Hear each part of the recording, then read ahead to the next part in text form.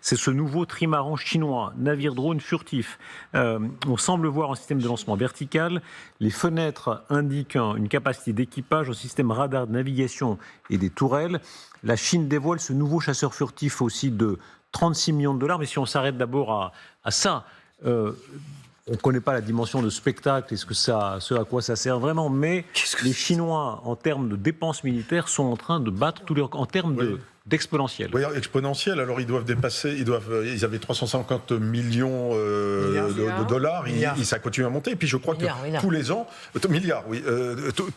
tous les ans, ils construisent plus que la flotte française. Donc effectivement, là, ils y vont. La seule différence, c'est que on ne connaît pas le niveau de la marine chinoise.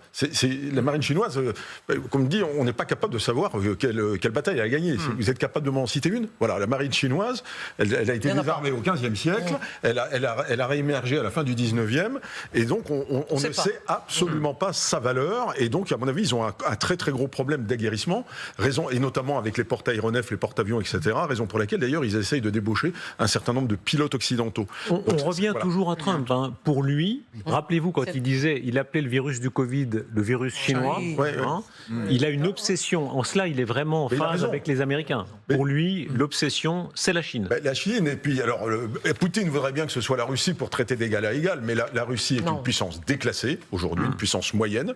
Et par contre, la véritable puissance challenger, c'est vraiment la Chine. Oui, ça c'est sûr. C'est probable que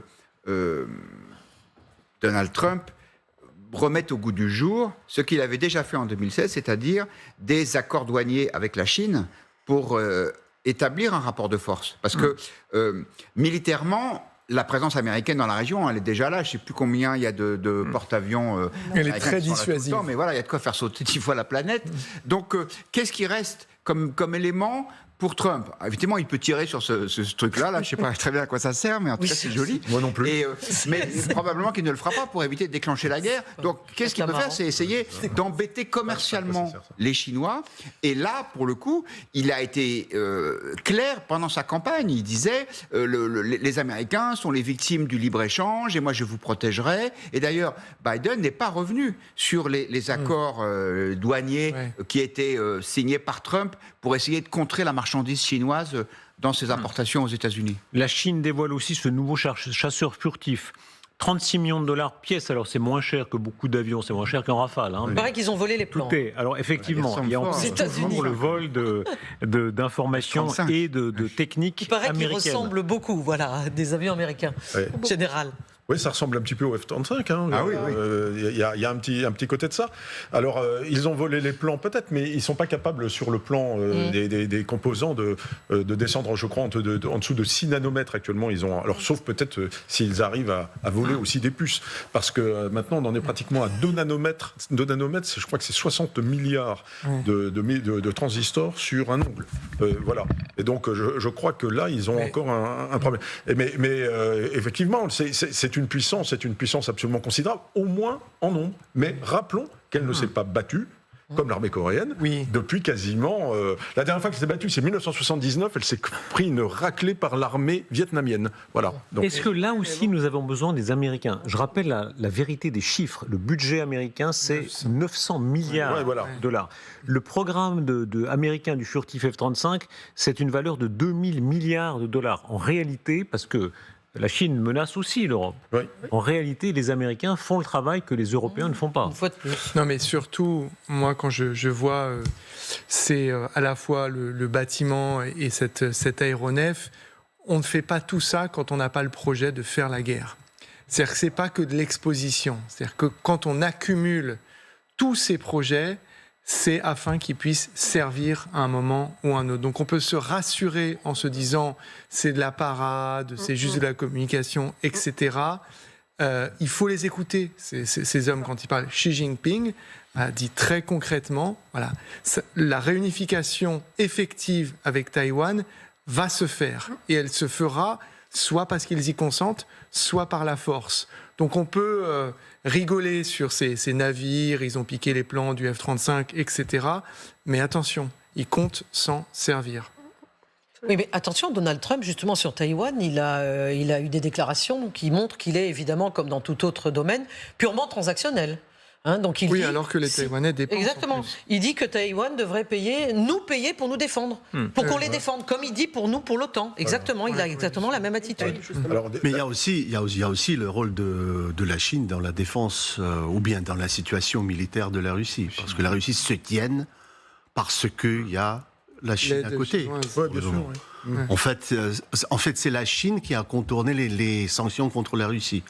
En fait, les sanctions ont devenu absolument inutiles parce que la Chine n'a pas voulu finalement de les respecter. Ça commence financièrement, plus ou moins. Il y a quelques problèmes de la banque pour les entreprises russes dans la Chine, mais en fait, c'est la Chine qui a saboté ça. De ce point de vue-là, c'est aussi le point pour parler avec eux. est-ce que l'agressivité de Trump, cette espèce d'agressivité quasi primordiale qu'il a, peut servir le monde? Est-ce qu'ils ont raison? Je me rappelle Karl Rove, le conseiller de Bush, qui disait il y a 3 vertus pour les Américains, 3 mots d'ordre, c'est attaque, attaque, attaque. Il faut toujours être plus fort, plus agressif, exactement. Toujours, hein. Est-ce que Guillaume Roquette, de ce point de vue-là, Trump sert effectivement l'ordre mondial par la manière qu'il en impose, notamment aux Chinois? J'ai beaucoup de mal à répondre parce que effectivement, Trump, on ne peut pas le prendre au mot. Quelqu'un a dit, je ne sais plus qui, je crois que c'était une journaliste américaine, disait, il ne faut pas prendre Trump au mot, mais il faut le prendre au sérieux. Et c'est vrai que on voit bien que sur le conflit ukrainien, on en parle depuis le début de l'émission, son élection rebat les cartes. Ouais. Et on voit bien par ailleurs que lorsqu'il a été président une première fois, entre 2016 et 2020, il n'a pas déclenché la Troisième Guerre mondiale. Alors, il n'y a pas eu non plus de bouleversement très fort, encore que les accords d'Abraham, c'était quand même une avancée au Proche-Orient, mais il est allé en Corée du Nord, vous vous souvenez, il était allé voir son nouveau copain. Donc, je pense en tout cas que ça rouvre le jeu. Et en cela, pour une situation notamment en Ukraine qui est complètement figée, avec un front qui, même si les Russes poussent un peu, ne bouge pas vraiment, on ne voit pas vraiment d'issue. On est dans cette période compliquée où on ne sait pas très bien où on va, mais on voit bien que les cartes ont été bouleversées. Est-ce qu'on sous-estime Trump? Il y a cette espèce de lieu commun un peu condescendant, très européen, de dire c'est un imbécile, brouillon, etc. En réalité, il y a ce documentaire, évidemment de propagande, mais de Carlson très intéressant. On le voit travailler assez concentré en coulisses.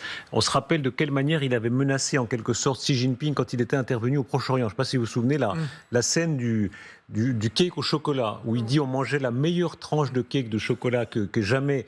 Et tout en mangeant le cake au chocolat aux États-Unis avec Xi, il lui dit je vais commencer, j'ai donné l'ordre des bombardements au Proche-Orient. Vous vous souvenez de cette scène-là? Non, on voit à quel point Trump sait manier apparemment l'anecdote et il sait menacer les puissances. En réalité, ce qu'il va falloir surveiller, et c'est un jeu qui se joue en ce moment même, c'est la composition du cabinet de Donald Trump. Beaucoup de l'avenir de ces conflits et de ces dossiers va dépendre des personnes qui vont conseiller, qui vont entourer Donald Trump. Et vous avez parlé, c'est pour ça que les gens étaient très attentifs à l'éviction de Mike Pompeo et Nikki Haley, qui sont des premiers signaux très très forts. Donc pour l'instant, on voit qu'il y a Elon Musk qui gravite, qui flotte dans cet environnement. On voit que Susie Wiles, elle va être la directrice de cabinet. Mais sur ces dossiers-là, voilà, on la connaît sur les dossiers intérieurs. En revanche, sur les questions de politique étrangère et la tonalité qui va être adoptée, on n'a pas d'indication plus précise. Donc c'est pour ça que j'ai du mal, pareillement, à répondre avec plus de précision à votre question. Mais on va avoir ces indicateurs très très prochainement, quand les noms vont tomber. Et on voit que, moi j'ai vu par exemple sur Twitter, un ancien conseiller de Donald Trump, Cory Lewandowski, qui avait joué un rôle très important, citer des noms, par exemple, pour la défense, et il donne 5 noms, il demande aux tweetos, il dit allez-y, dites qui vous préférez, et si vous voulez encore quelqu'un d'autre, dans vos réponses, donnez des noms. Donc cette espèce de moment de démocratie participative pour savoir qu'est-ce qui va diriger le Pentagone sous Donald Trump.